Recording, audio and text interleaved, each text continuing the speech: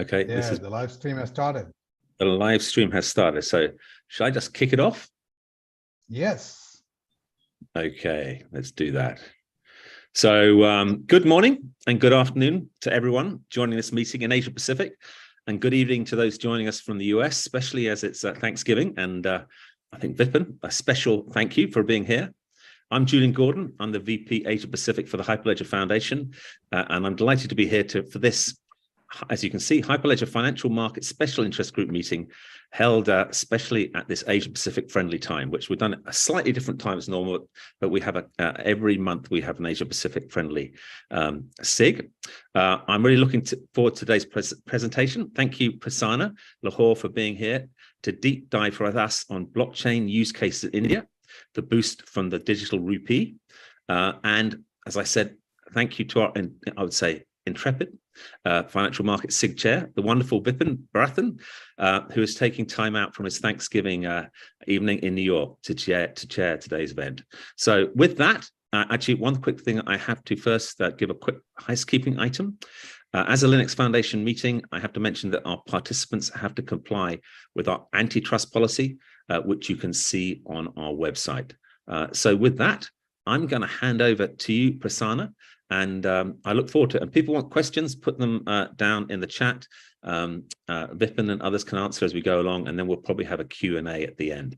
But this is a meeting, so feel, ping, get involved, and discuss. All right, Prasanna, I pass it over to you. Yeah, so great. So great to be here, Julian and Vipin. In this presentation, I'll talk a lot about blockchain use cases in India, and primarily how Digital Rupee is shaping up in India.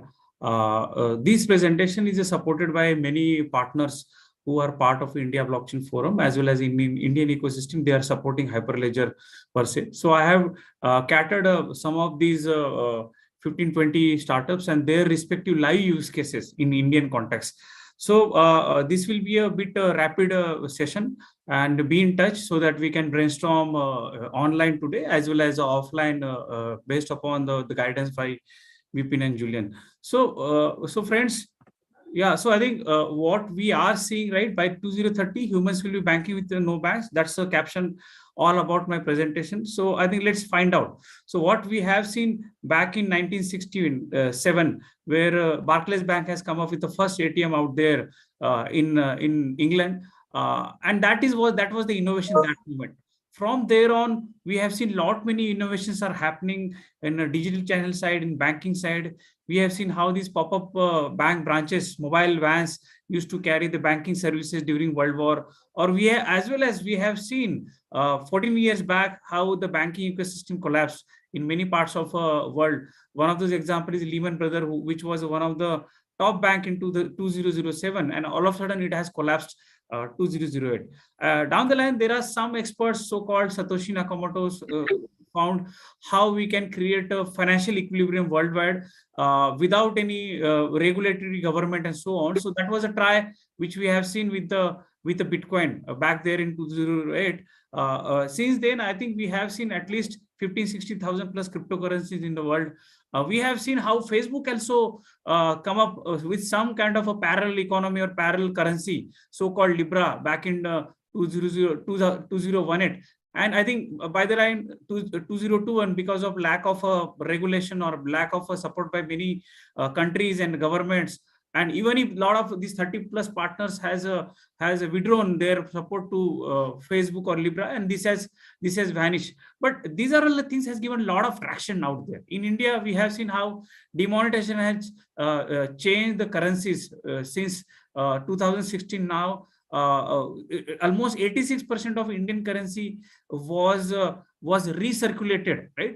Back then, while today we are talking about a digital rupee, it's going to be another exercise for India. While there are some countries like El Salvador, and there are many more who are looking at how a crypto like Bitcoin can be a legal tender, right?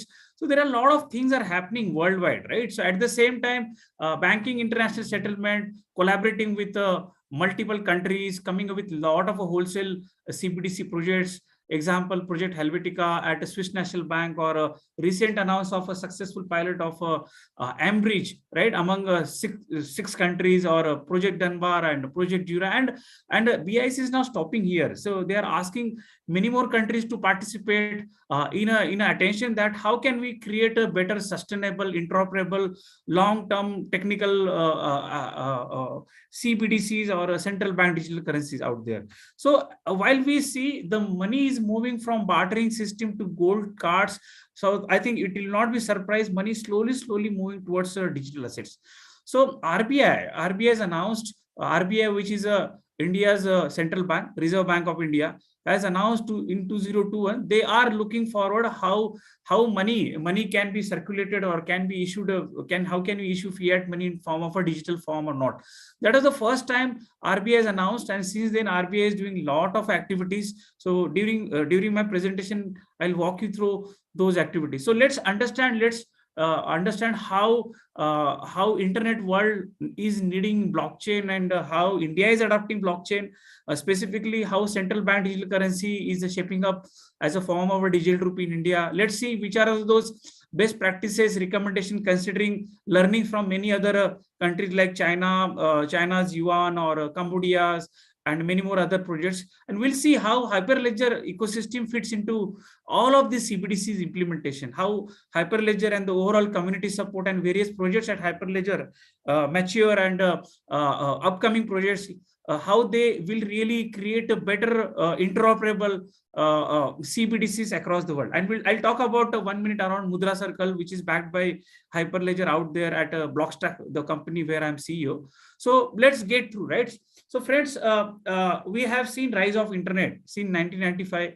We have seen some of the logos vanishing, right? Say example, Kodaks, or you talk about all these traditional models has vanished because of internet coming into picture. Rather, internet has given a boost for customers. What they are looking so-called as a better experience under a Web 2.0. There are a lot of logos today we can't survive without. For example, Android, iOS, or in some countries like Ola, Uber, or in India, so-called Zomatos, people cannot live without using WhatsApp and so on. So that's a traction where almost every ecosystem, every communication method, every transportation, or every transactional method, business models, operations are now riding on internet. While we have seen half of the population, more than that, is on internet. We have seen almost every generation today needs internet, or for something or the other kind of a services, right? So while we speak about internet, digital transformation is a bigger agenda for every government, every company out there, and they're riding every other stuff from a zero digital to extreme digital, how it will be backed by internet. Extreme digital is something like I have entered in a bank branch and they know who has really entered, how was my financial stability, what is that product that we can offer, and once I come out, they know whether I was happy or unhappy, right? So that kind of an autonomous world is coming up with various kind of interfaces. We have seen keyboards or a mouse. So slowly we have entered last 10 years into touch, swipe, or a talk, and eventually down the line this decade we will have a lot of brain-to-brain interface or gesture-based. So interfaces plays a major role out there, adoption of any of the things. So while we talk about various blockchain or internet-based ecosystem, these interfaces are going to play major role. So I think it will not be surprised metaverse becomes a new interface for us. But so friends, are we good enough? Are we good enough after internet adoption and so much modernization of the world since last more than 20-25 years, right? So look at this, like almost 8 billion people, and maybe 1/3 people still don't have a digital trail or a digital identity. Maybe 2 billion people don't have a account, so-called financial inclusion support. In the internet world, we see a lot of frauds happening around OTPs, or receiving a fraudulent SMSs, or there are fake fraud, people-driven frauds like fake degrees or fake PAN cards out there in India, fake passports. There are a lot of other opportunities which are riding on a challenging structure of operation in Indian banking context, right? If you look at this, how long queues in front of banks, or there is a thing called as a direct benefit transfer, which is done by the banks on behalf of government to the fellow citizens, farmers. So these are all the operational challenges out there in India, right? There are ecosystems like wheat, or there are other commodities like sugarcane or agriculture, where every transaction happens manually. Although in India, we have Jam Trinity, which is so-called Jandan Rupee accounts, or Aadhaar and mobility. Still today in 2022, we have a lot of other challenges to be surpassed, where we need a lot of automation, lot of operational excellence out there. So what we have seen in Indian context, peer-to-peer payments, BNPL, or any other lending models is suddenly vanished and transformed as a regulatory NBFCs, right? So this is something happening, or followed by whatever transaction you use on internet is always insecure. So while we are adopting internet today, we are sitting on an edge where every company, every government, every bank, every health care wants to know who is their customer, whether the customer is a trustworthy, where can we really transact with that customer, and at the same time customer or a fellow citizen wants to know whether my government is good, whether a bank is really sustainable, where all these healthcare hospitals are really trustworthy. So there is a trust deficit gap, right, out there while we talk about internet so much. So there comes technology called blockchain and says that I'm a foundational technology, right? So I'm a foundational technology. I will improve productivity. I will allow radically simplify the collaboration between right actors. Say example, a use case between banks, right? How can we create a decentralized KYC out there so that we remove those intermediaries, a long running operational process, and create a trust among participants? Example, banking ecosystem, can we create a trust among all banks while we drive CBDC, while we drive trade finance, while we drive cross-border payment, and many other use cases which blockchain comes and knocks the door of many other industries. This is what is needed. So what we have seen, the challenges in internet block today, we are in a system where we pay some part of our money fees to Ola, Uber, Visa, MasterCard, Rupees, and so on, right? Only in internet world, we are surrounded by the hackers while we do our transactions. We spoke about a need of a digital identity or a self-sovereign digital identity. A big tech company like Google's or Meta's are covering almost half of the world of a population. We have attention toward the 17 sustainable goals. We have to adopt industry 4.0 heavily. We need to see how we can create a multi-party trust in a sharing economy. This is the world is looking for, and the blockchain being a foundational technology since 2008 has come up with a lot of new things, new platforms, new protocols, so-called layer 2 protocols, and so on. At a mainstream, we have seen there are some cryptos, but there are some platforms like Hyperledger and many others who are giving an opportunity to create a better Web 2 world into the Web 3. While everybody knows about what is blockchain 1 and 2. So primarily the banks, governments are looking forward how we can implement dApps or a smart contract based ecosystems out there in a blockchain 2.0. Blockchain 1.0 is completely mainstream. Many things around crypto we keep hearing it's going up and down, although it requires some kind of a guidance, regulation, compliance worldwide as a collaboration impact. We'll see many other use cases out there. So today we are in sitting of a crux of 1 or 2 or a blockchain 3.0, where we have seen how Bitcoin has tried to create a financial ecosystems, or how these 17,000 cryptocurrencies, in my view, in the next 2 to 3 years, will drill down to the hundreds of them, considering the lot of regulation compliance guidelines will come from many countries. We have seen tries of a parallel economy, DeFi's. Today we are talking about metaverse or NFTs or DeFi's, and that is becoming a reality. The industry is moving up into trillions of industry down the line, 10 years or so. And where the companies like banking, international settlements are coming up with a global financial inclusion to say how we can create a central bank digital currency ahead of many other threats to the world. Example, cryptos or political threats from many countries, or how big techs are shaping up and covering the world. So how can we create a decentralized or some sovereign payment ecosystem, so-called? In Indian story, we are talking about a digital rupee. So while we talk about digital rupee, let's go back and see how India has adopted blockchain out there. 2019, India has come up with its first national strategy, which talks a lot about awareness. It talks about various platforms to be used. It talks a lot about how we can create use case repositories.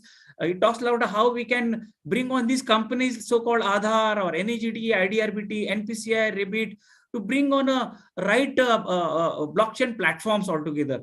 So regulators also supporting RBI, SEBI, IRDA, the IFSCA. These regulators are coming up with a lot of cohorts down the line last 2-3 years, and some of them are around tokenizations or a cross-border payment or SME business models and so on. So India is geared up in many areas, right, to really operate on a blockchain technology.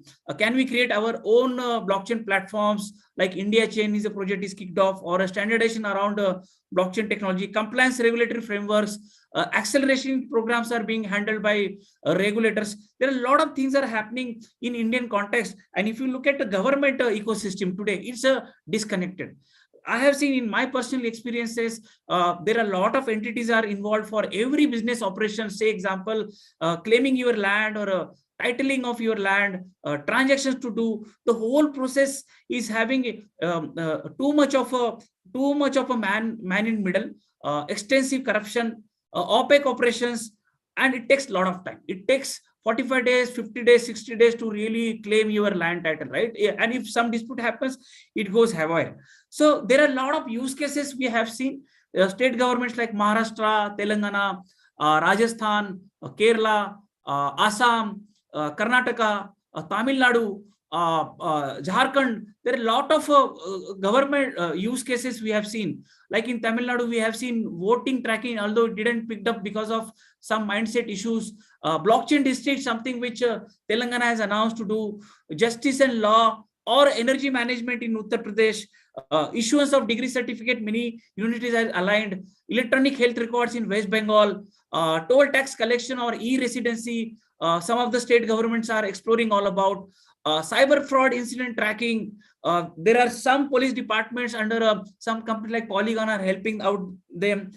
There are RT-PCR certificate, COVID certificates on a blockchain, direct debit transfer, which SBI has done on a e-rupee side, non-blockchain use case, but they are looking at how it can be really done on a blockchain. Smart agriculture and tracking of vaccinations, land home registrations.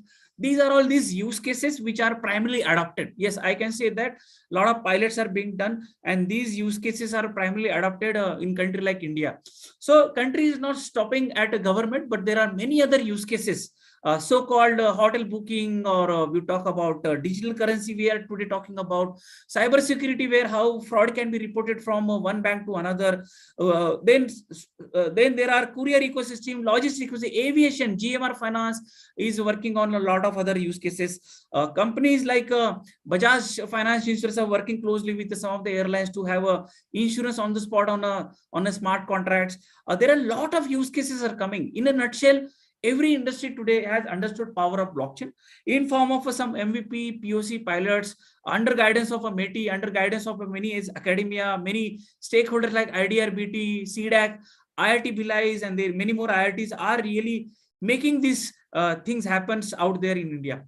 At India Blockchain Forum, we look at many stakeholders are coming up with a lot of other use cases. Like we have many startup companies who are adopting Hyperledger heavily. And what we have seen, how Hyperledger has really made many of those use cases. Example, settlement.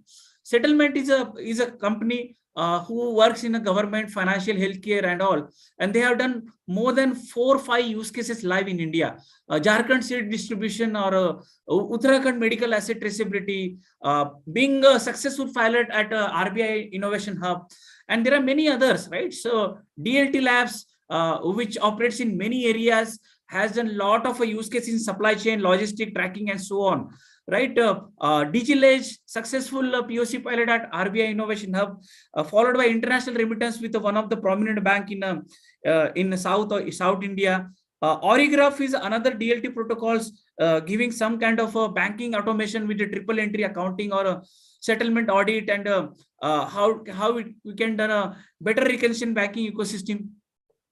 Let's look at further more like New State Tech, which is a upcoming business model. They are giving very good boost on a Hyperledger with their product called as a MyFix, multi-interface financial exchange, which gives from start to end complete customer life cycle as well as operation cycle on a blockchain.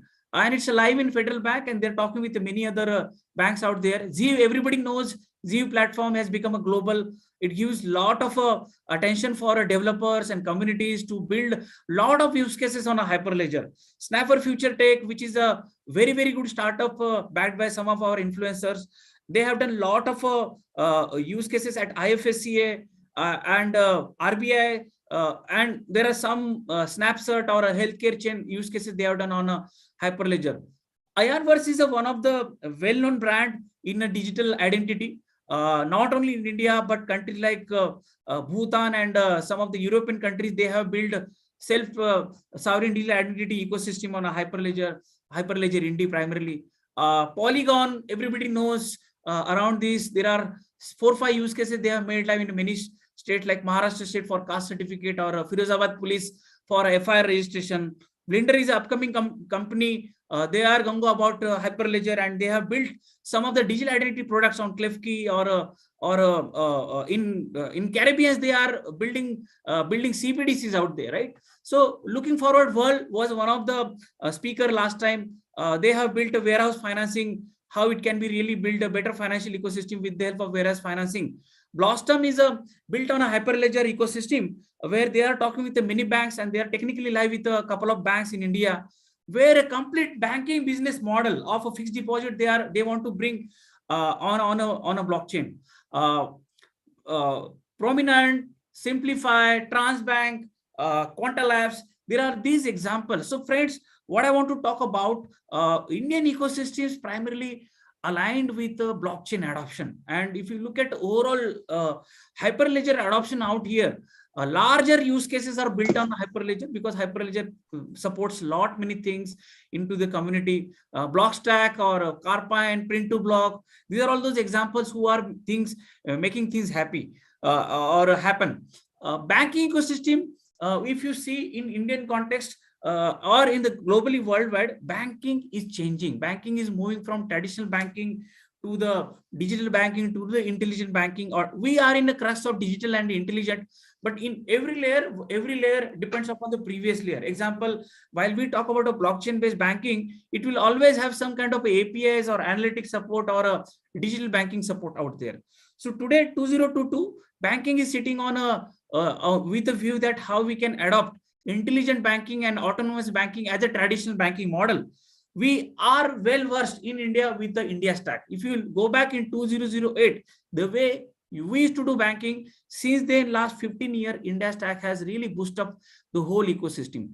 Tomorrow's digital rupee, which we will build at India, will be watched by the worldwide because we are already sitting on this railroad so-called digital identity by Aadhaar, or a DigiLocker or eKYC ecosystem, payment railroads of UPI and Aadhaar enabled payment ecosystems or IMPS by NPCI. And 4 more, we are talking about a consent layer today, which is account aggregator going to helpful for many other business models. The way UPI was helpful for payments, I am seeing account aggregator will be helpful for a 10+ business models out there. And today, being a contributor to account aggregator API ecosystems, we are looking at how we can build a consent layer backed by Hyperledger out there, right? So furthermore, in 2022, if you study every bank and a banking ecosystem, you will find today banks are looking for many other areas.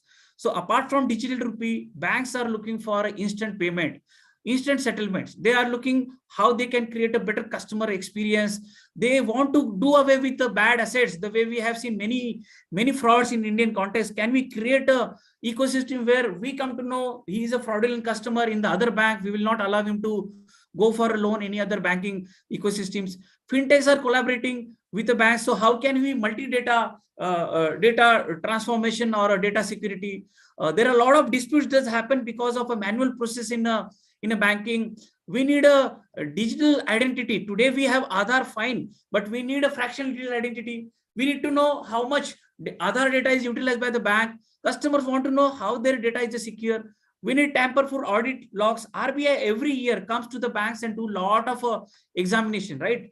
Look at that, those examinations, banks want to really see how audit trails are aligned, how are your reporting is getting automated. RBI vision statement, which is updated every 4 years. It will give a lot of traction and a view that how all of these asked by the banks will be covered in the next 2 to 3 years. If some of those fintechs are hearing me, they will see new business models which are mentioned in RBI's vision statement. RBI vision statement talk about data privacy, it talks about a need of automation, it talks about a security, cyber security, it talks about many more business models, and it's welcoming fintech, tech companies and blockchain companies to bring and do a lot of experimentation with them.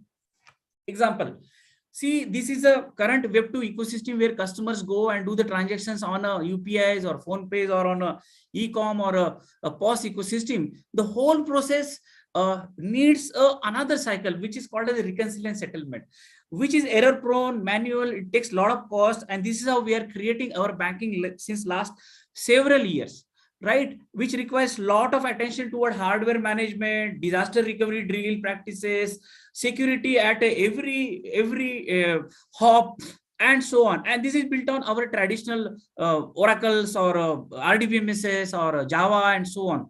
Now look at this ecosystem, right, which is backed by blockchain, right? So where we could see a node of RBI, node of HDFC Bank, or node of SBI Bank, or node of ICICI Bank, and so on, which doesn't require any reconciliation settlement.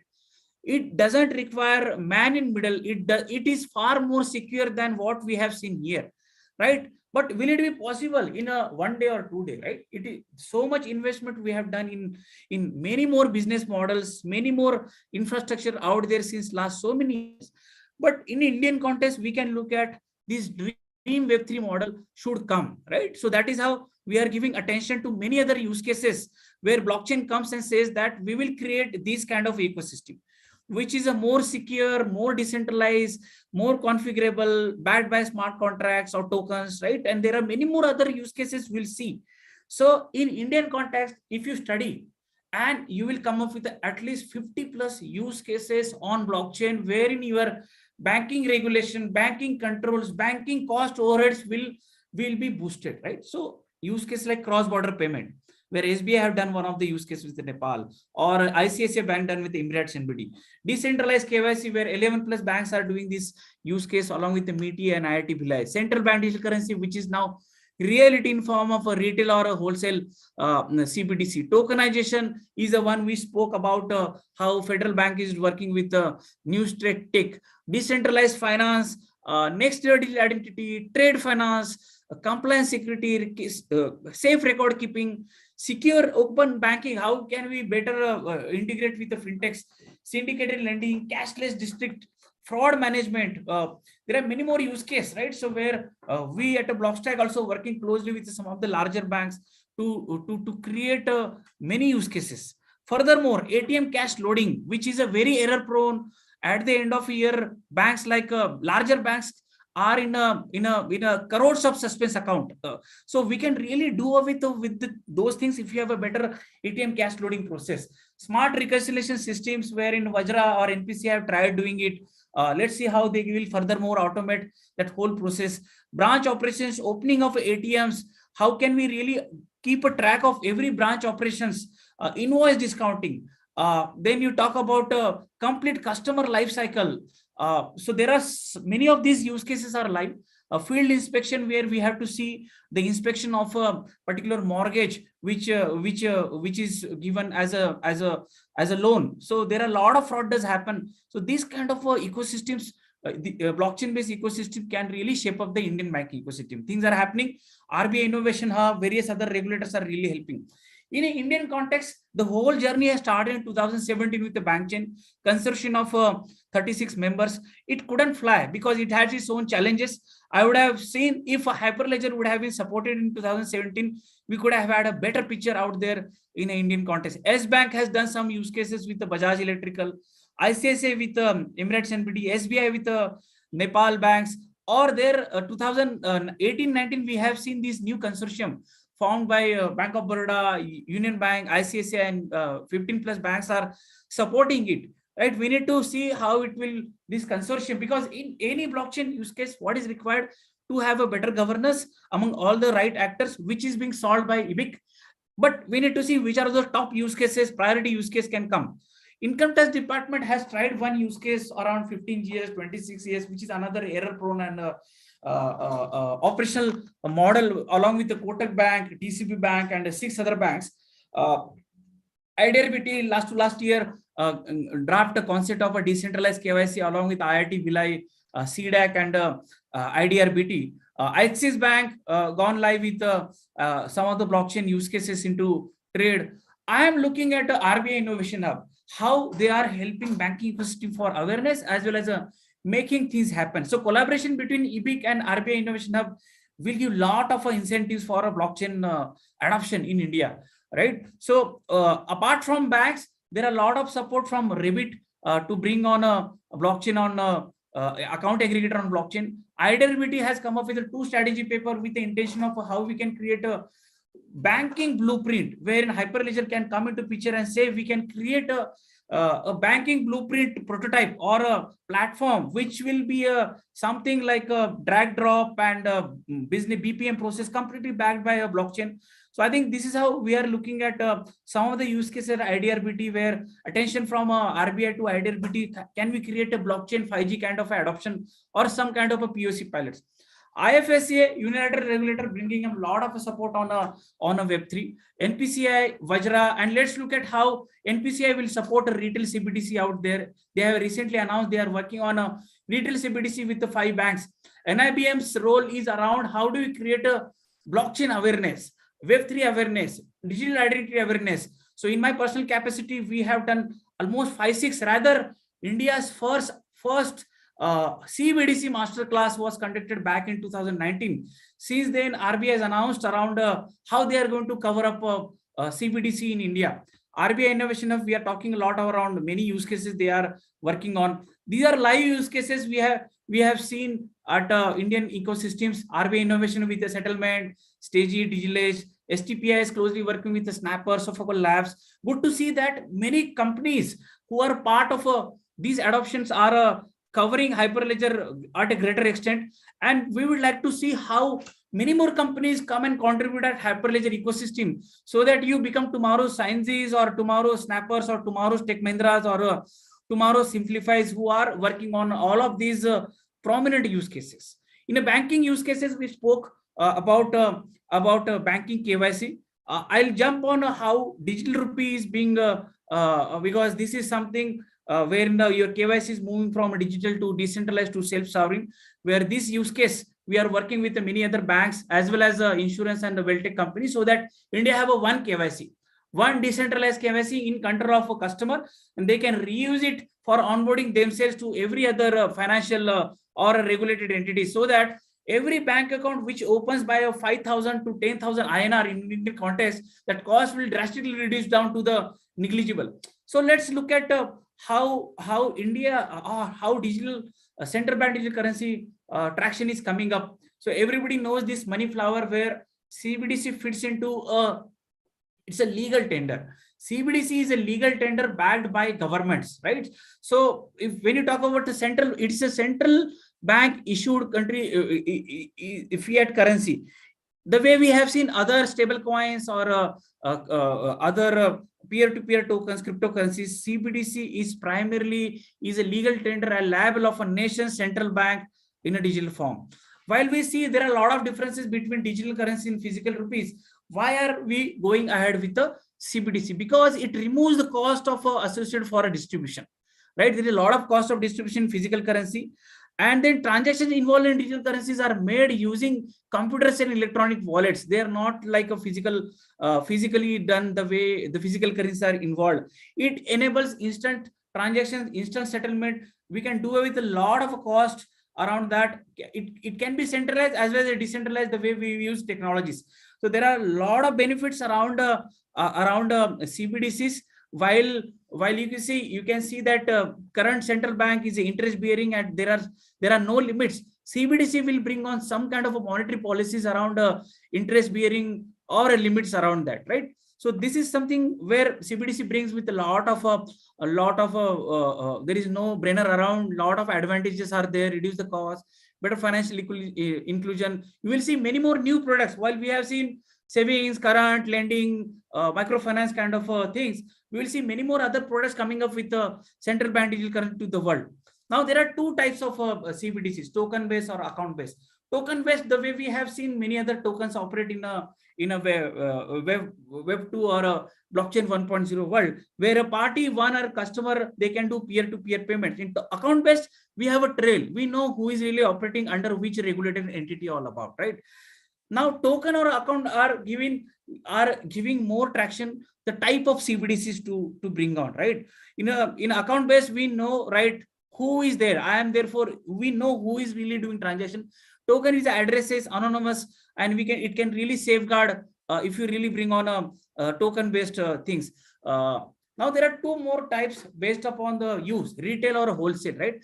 Most of the retail CBDCs worldwide are a token based, right? And while most of the wholesale are on the account based, right? So a token wherein it's an anonymous, we can just address to address. It's a real time, and there are a lot of advantages for peers, right? Peer-to-peer retail customers like us. Wholesale is something between interbank, or it serves a very good stuff for a interbank settlement medium. In Indian context, we are live on a wholesale CBDC. There are many other countries, or they are trying, like Singapore, Canada. They have done Mbridge, and there are many more other projects under BIS are giving a lot of traction around wholesale.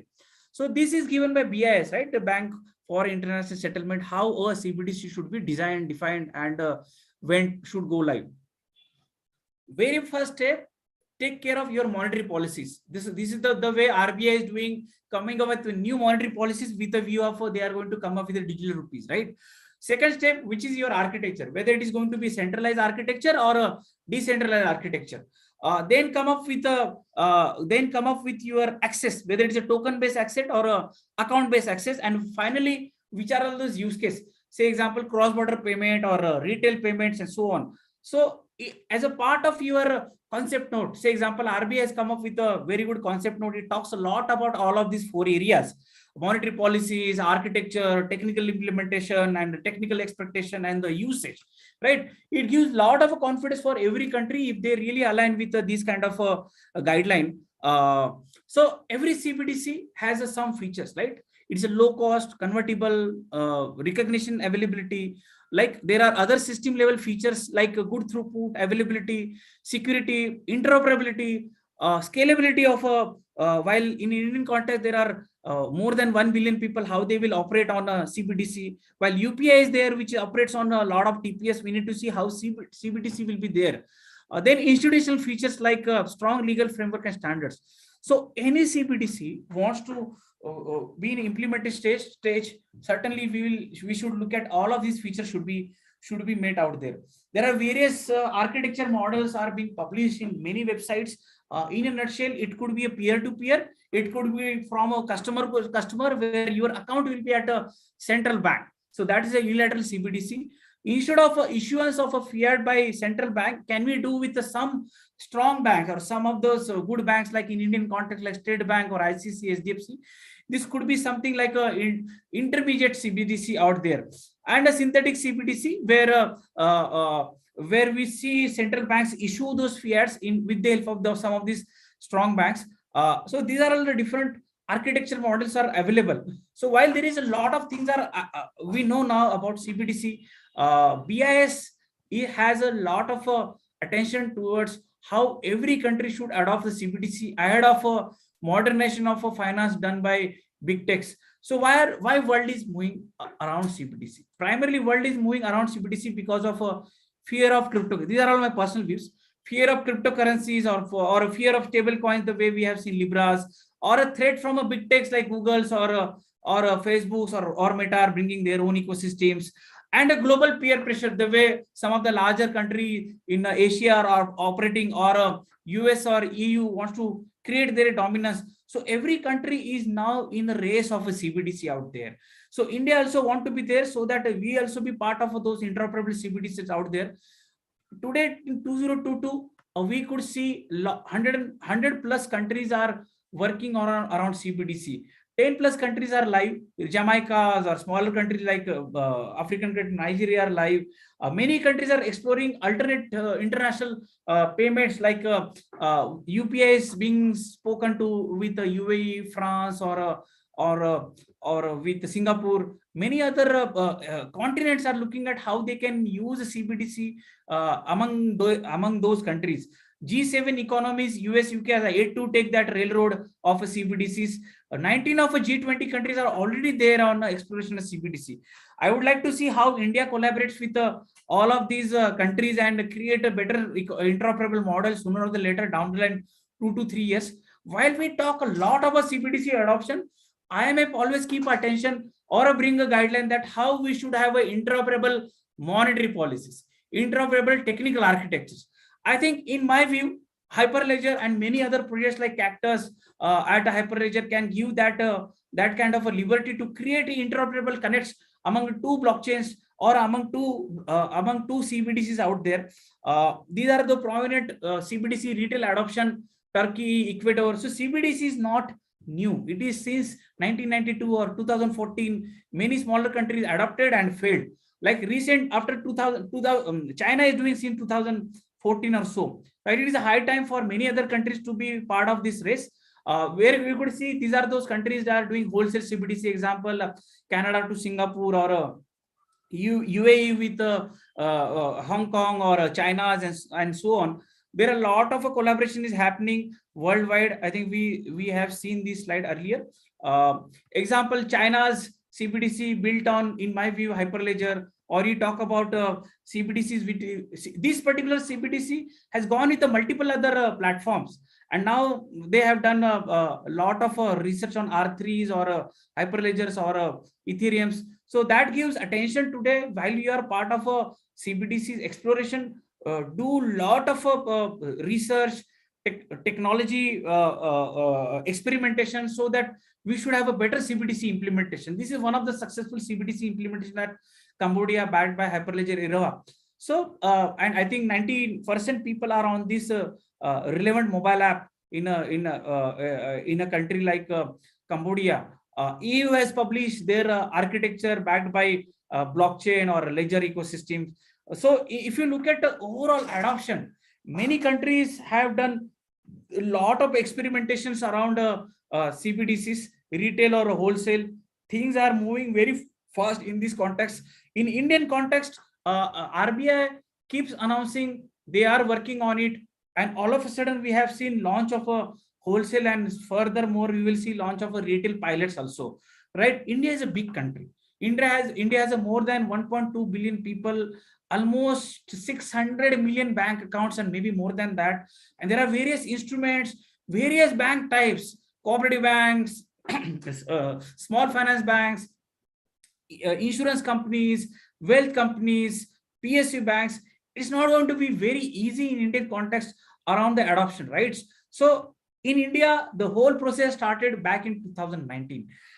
Since then, we have seen India kept on announcing they are coming with the CBDC, but prominently we have seen February 2022, which was the government's announced on a Digital Rupee or e-Rupee, and we have seen October 2022. RBI has come up with the CBDC concept note. Typically talks about technology, typically talks about monetary policies, expectations around blockchain platforms or non-blockchain platform, and this is a reality. It has become a reality in November 2022.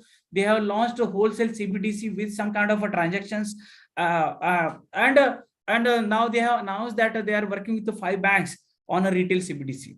Right? Why India wants to go with the CBDC? There are many examples, like just like other countries. It provides a complement to cash. It promotes a cashless economy. It controls monetary policies. We want to be in the global race. That is why we need a digital rupee. It is going to eventually going to help gross domestic product. The value can go up 2 to 3% with the right adoption of the CBDCs. It will improve cross-border payment, and it will distract the investors to do investment due to cryptos and all, and it's going to do a lot of quicker payments and life cycles. So today we imagine CBDC at India only around payments or cross-border or wholesale. But there are a lot of use cases which I will cover within the next 5 minutes. Which are those use cases India will look at actual implementation. Just a second.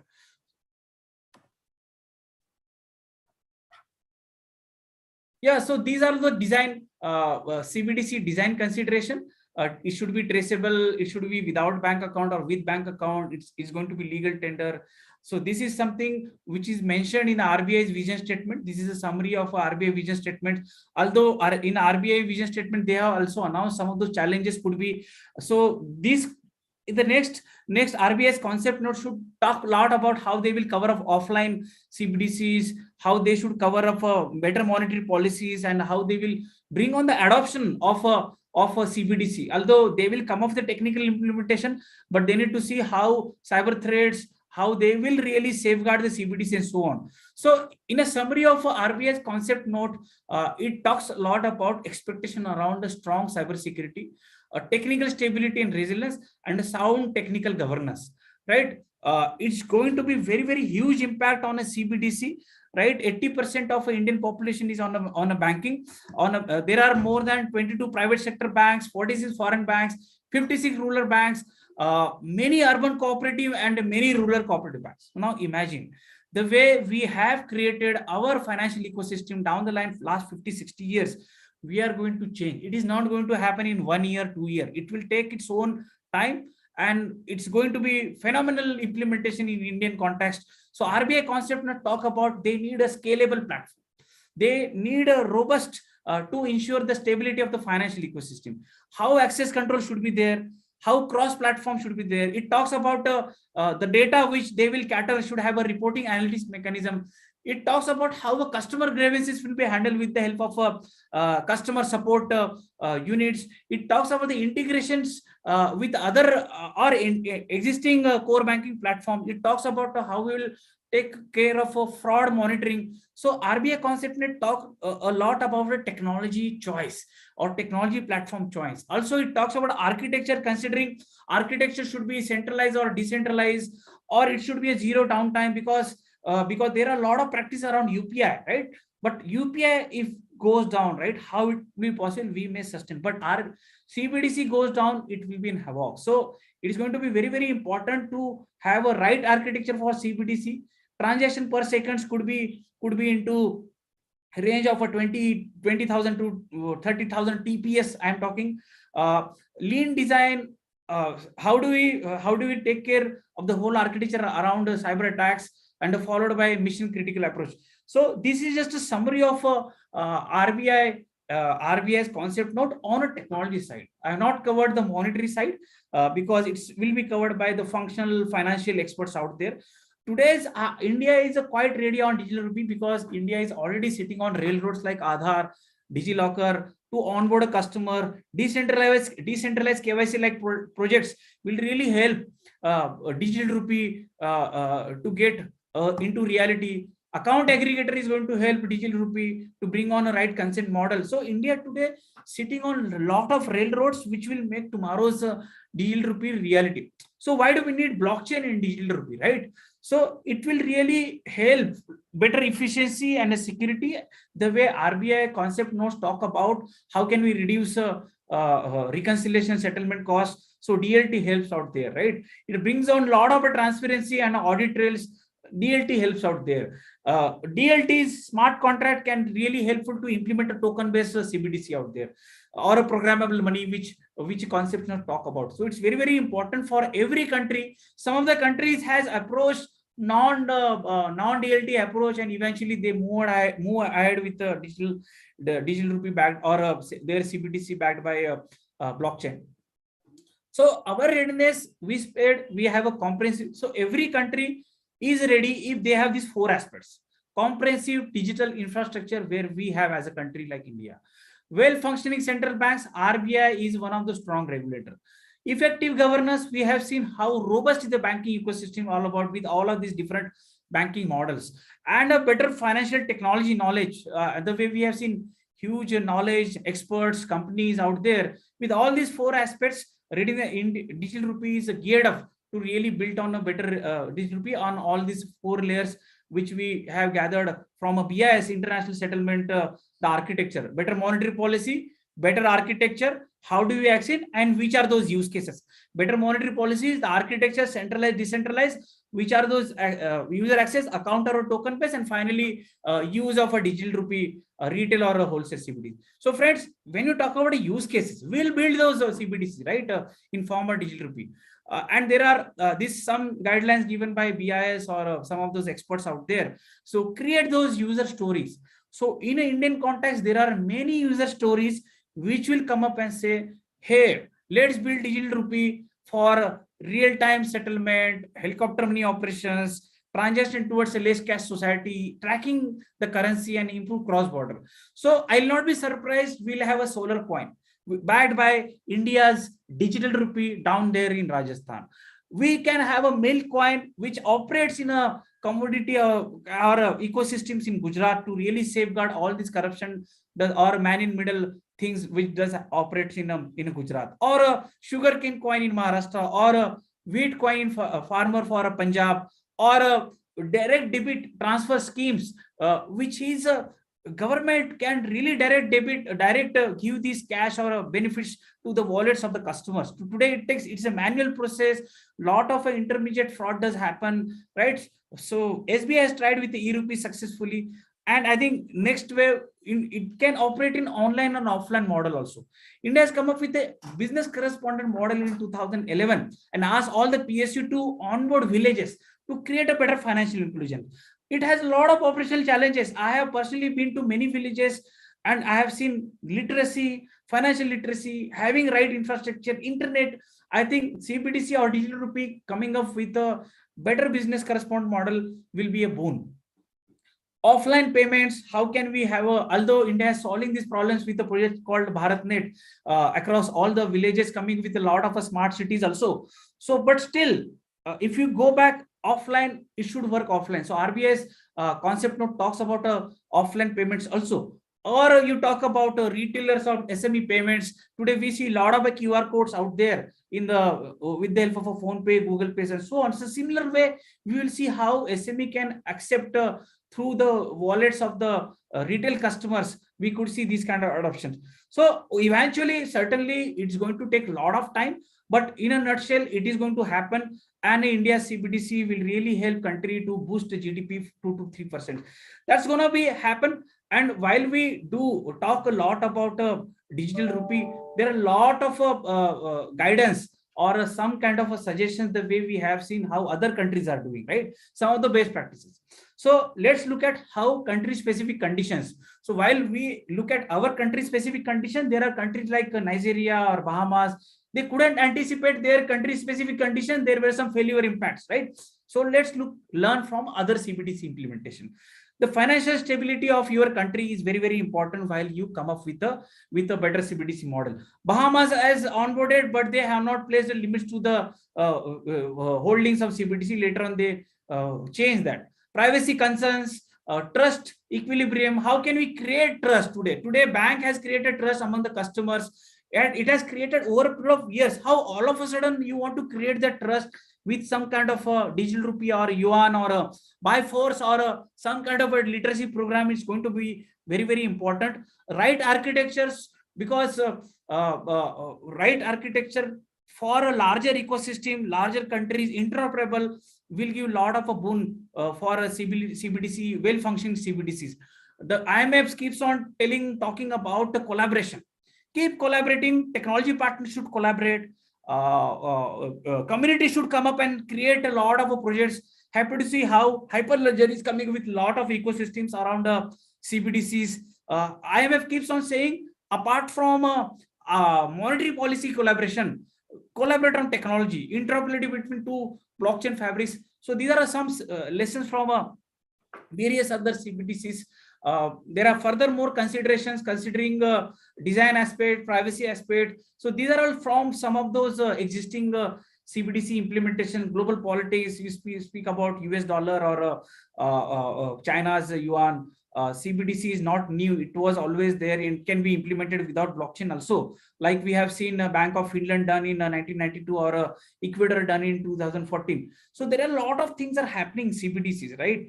And we need to see how we can really choose a technology platform. In my view, personal view, the way RBI has announced their technology expectation, they have announced various others aspect around the architecture. There are many other platforms are available, right? So when you enter into Digital Rupee or e-Rupee concept node, this could be the standard some kind of architecture for customers or merchants or wallets to access offline payments back in a CBDC integrated with the banking ecosystem, whether it's a center or some of the power banks, and backed up by some of the wallet ecosystems or existing blockchain ledgers and so on. So with the same repetition, these are all the features of a CBDC. In my view, many countries have done lot of experimentations, right? If you see, China has done experimentations where the question marks, in my view, I know they have done it on Hyperledger. There are other countries like Uruguay, Ukraine, Bahamas, Eastern Caribbean announced it is on a Hyperledger. Or there are some countries wholesale which we have seen like Canada or Singapore or Thailand, Hong Kong, HKMA are doing. I think people have done lot of things on R3 quotas and eventually moved on to the Hyperledgers and so on. So in my view, many countries have done DLT based, non-DLT based. E-Krona was non-DLT. Now slowly they are going on DLT based.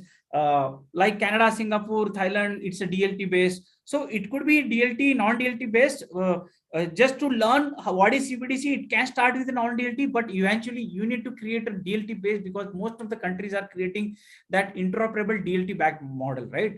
Like People Bank of China, EU. So this is something what they cover, what kind of a consensus mechanism, what is the throughput they are requiring, right? Whether it's a DLT, non-DLT based, how they are creating conversion of their CBDCs to the existing, their traditional ecosystems. So in a nutshell, what we have seen globally, blockchain platform choice as a Hyperledger. Why? Because if you talk about account to account based or enterprise ecosystems, a private enterprise, we will always look at a Hyperledger kind of a ecosystem.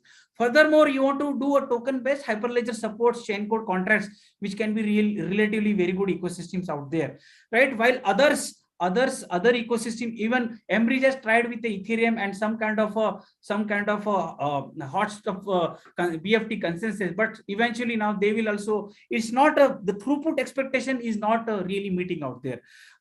Like how Hyperledger Eroa is implemented in Cambodia, Hyperledger Besu has now equipped with a lot of other CBDC implementation on the community. Hyperledger Cactus, which can give a connector between two CBDCs as a business model for a fintech. While there are other platforms, I look at largely on a high how Hyperledger Fabric and the overall innovations out at various communities will bring very good ecosystem. Today at Blockstack, we are also bringing on this FIS reference architecture, how a CBDC should have a wallet and various other services.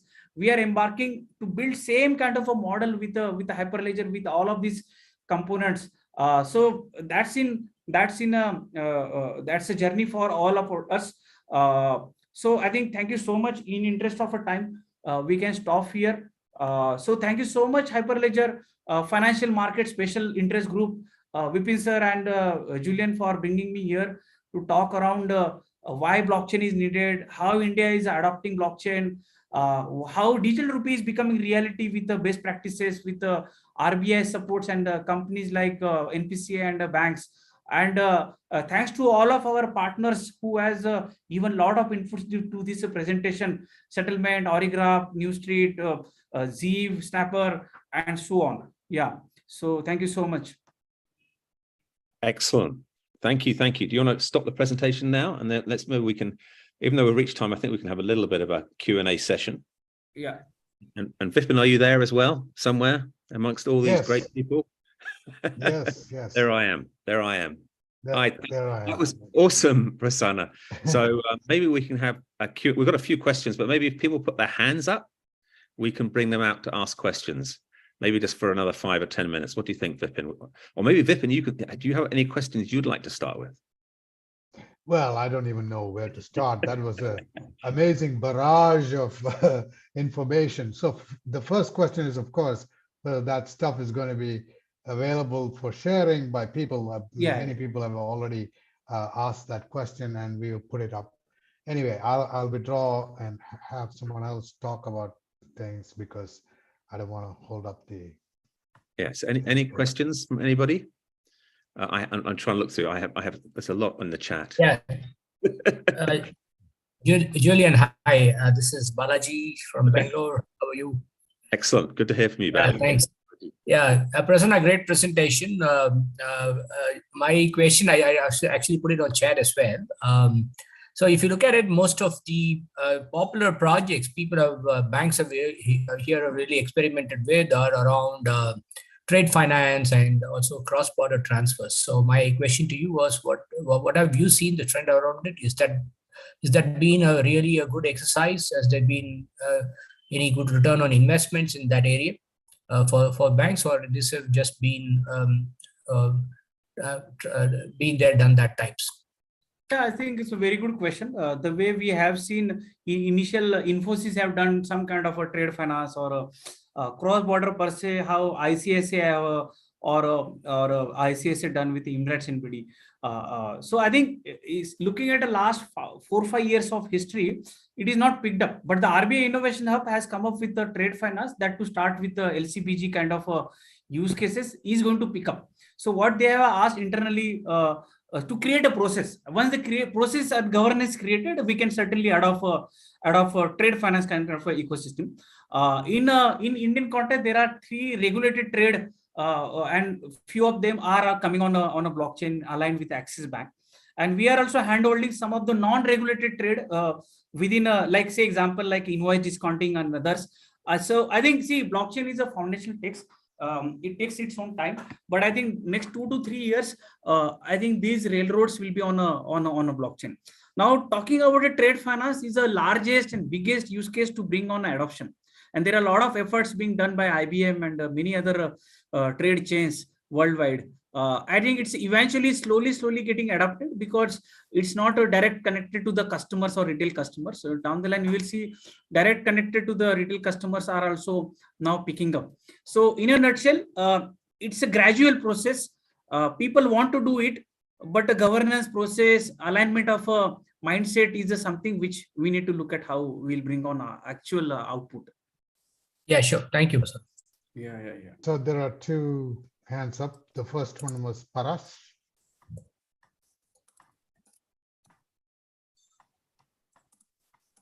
You have anything to ask, or? I think he needs to unmute. Yeah. Hello. Yes. There you Yes, we can hear you now. Yeah. Prasanna, I just wanted to ask whether RBI is going to launch CBDC on December 1st, or it is going to be the by next year, April. So this is a friendly Any clue on conversation. that? Yeah, so I can answer friendly. So since we have seen government has announced Digital Rupee has to come this year, so so we need to see although announcements are happening, but the actual adoption of CBDC is a big game, right? So we have done some transaction on wholesale, followed by retail exercise started. It is going to be very gradual process. There are a lot of financial instruments, lot of monetary policies to be changed around various instruments, fixed deposits, and many other areas, right? So it's going to be exercise, and slowly we'll cover one area, down the line, second area, third area. But it has to be start with some go live. In my view, I think that go live should happen soon, the next year. Okay, thanks, Prasanna. Next is Mr. Gandhi. Hi. Thanks, Prasanna, for the nice presentation. It has a lot of information in a short duration. Yeah, I know. Yeah. So yeah.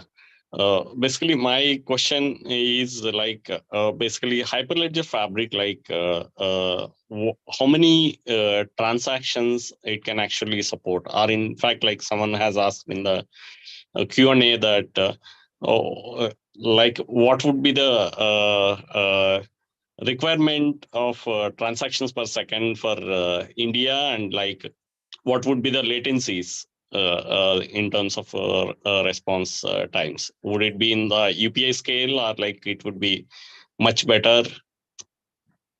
CBDC expectation in India will be at least 5 times than a UPI. So okay. Yeah, so that's what, because UPI operates only around payments, right?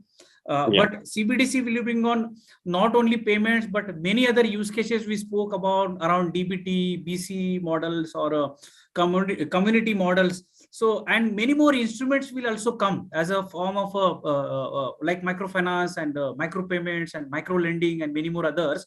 And many more IoT devices will be riding on the CBDCs, right? Backed by some kind of identity or some kind of account.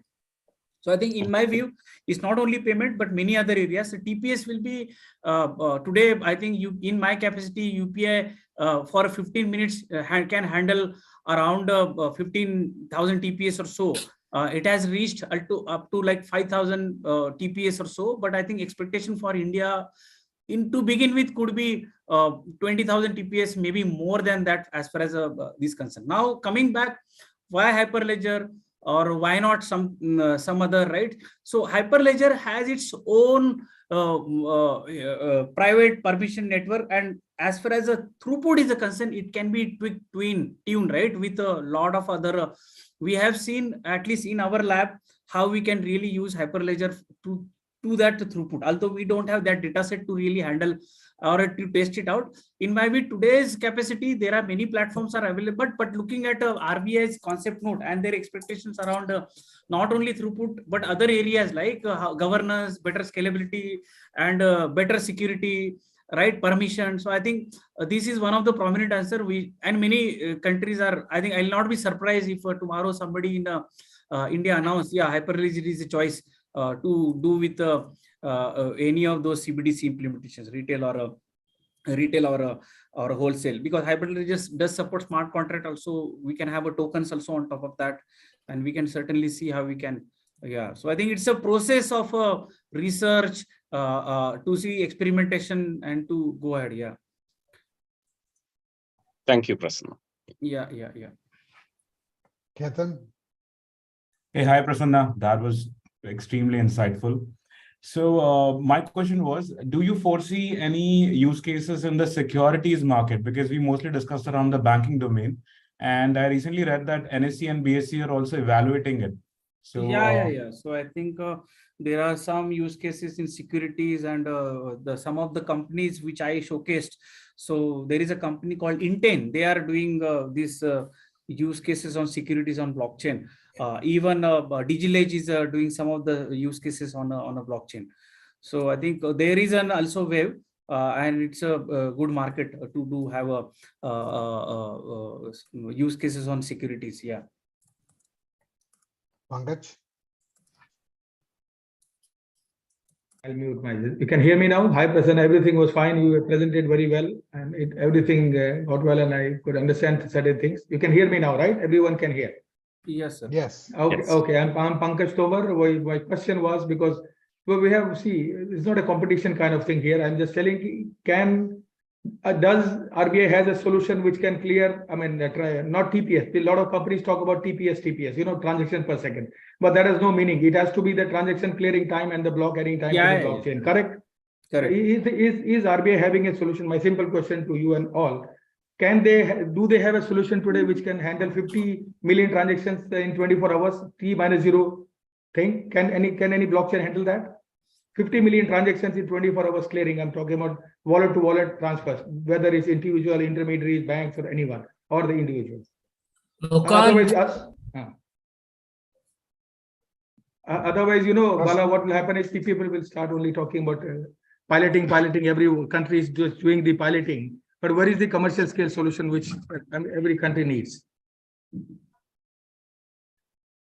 So I think in my view, the way NPCI, which is a prominent company, and the payments are for RBI, they have done some experimentation around a product called Vajra. So Vajra was an attention towards how can we reduce the settlement cycle.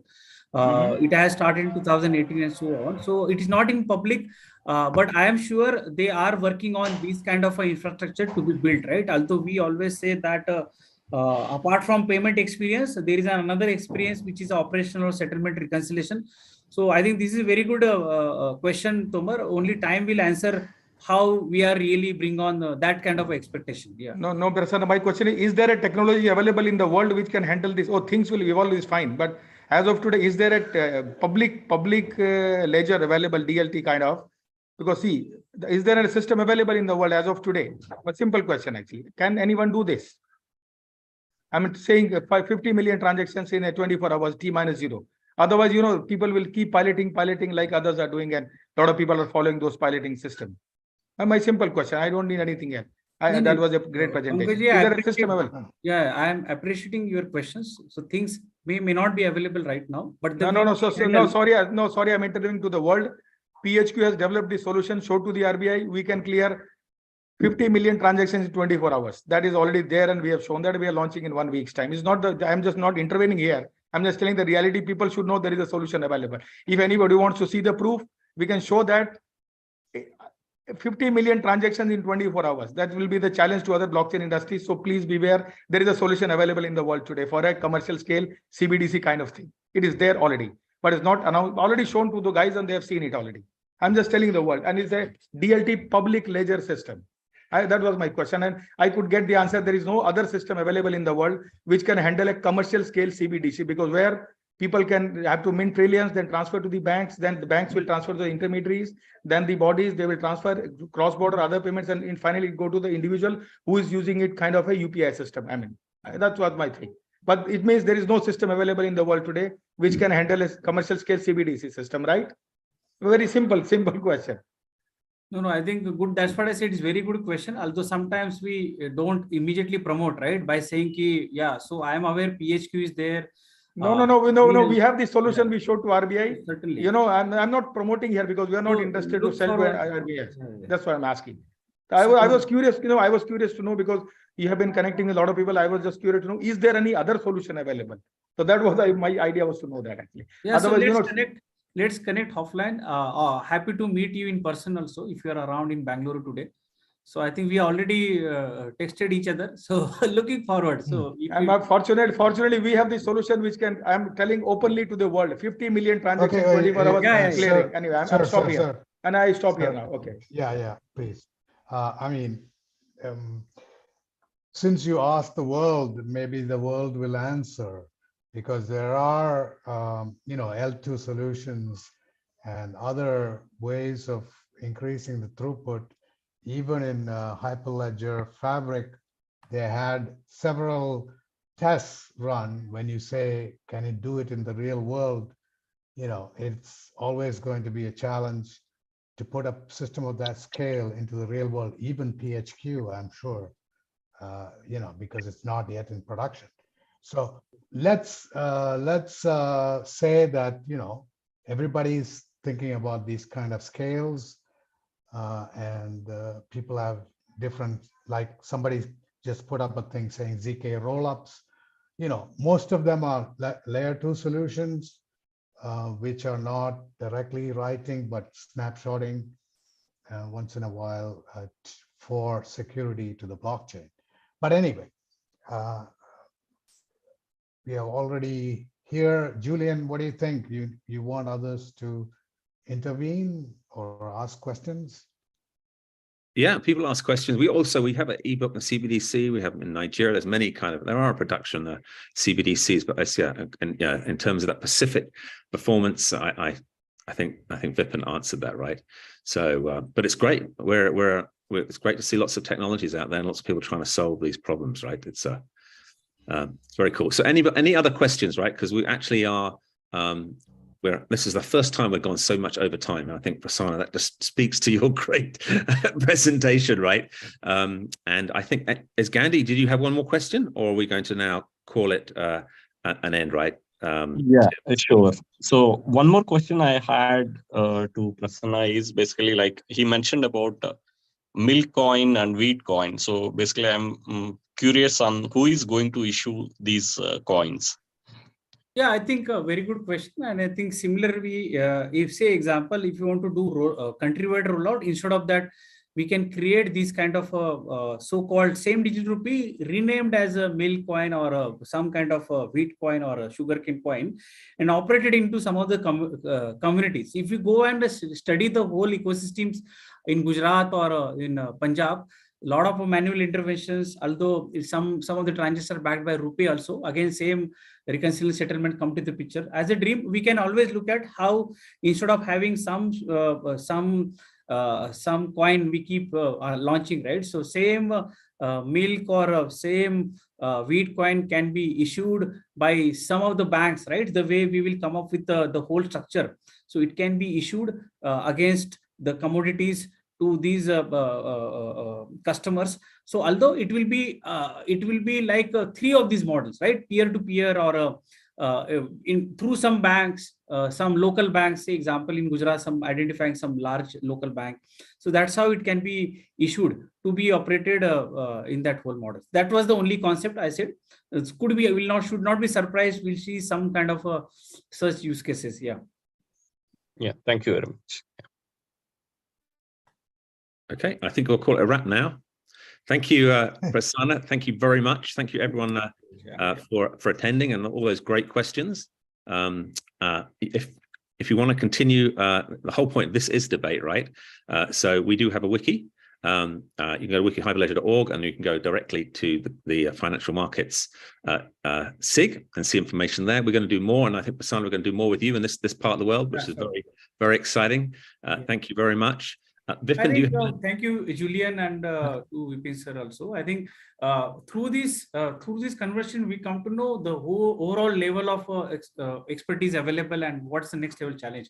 Some of the questions certainly give kind of a moment of motivation for me to get into more depth. You understand, right? So that's how we work. So thank you so much for this opportunity. Yeah. It's an absolute pleasure, and thank you, everyone. Vipin, do you have any final words, seeing as it must be nearly midnight there on Thanksgiving? Yeah. I hear music coming from downstairs, so it's probably time for me to start dancing. Anyway, it was a wonderful conversation, but I think we probably need to slow down a little bit and then talk about the way things are developing globally. Why are certain countries more willing to experiment? Why are some not? What is leapfrogging? What kind of thing will having all those rails have effects on a very rapidly expanding digital economy? Because if you don't have a digital identity system, then and you bootstrap something like in the US with the social security number, which is a big mess, and everybody is afraid that the government will somehow implement a system that is going to take over your lives, so that's the fear. But in India, we have Aadhaar.